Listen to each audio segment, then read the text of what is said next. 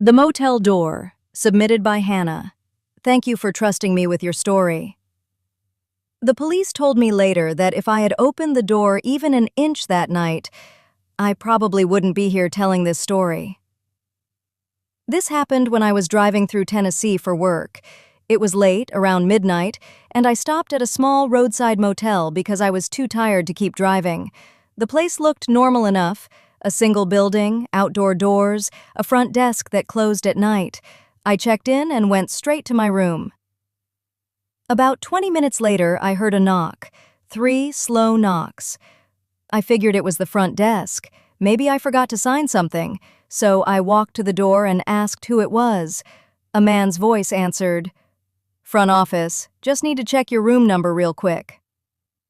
Something about the way he said it felt wrong.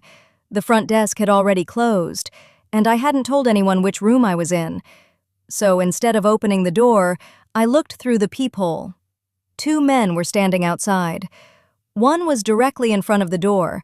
The other one was pressed flat against the wall next to the frame, trying to stay out of view. That's when I realized they didn't want me to see both of them. My heart started pounding. The man knocked again, harder this time.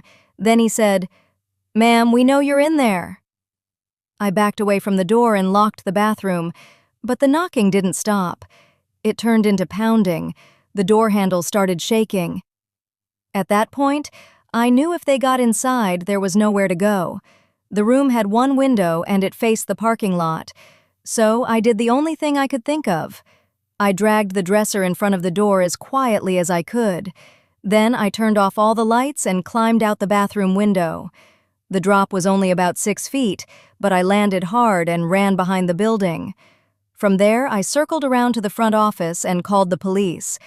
When officers arrived a few minutes later, the 2 men were gone, but one of the officers later told me something that made my stomach drop. Apparently, those 2 men had already been reported earlier that month.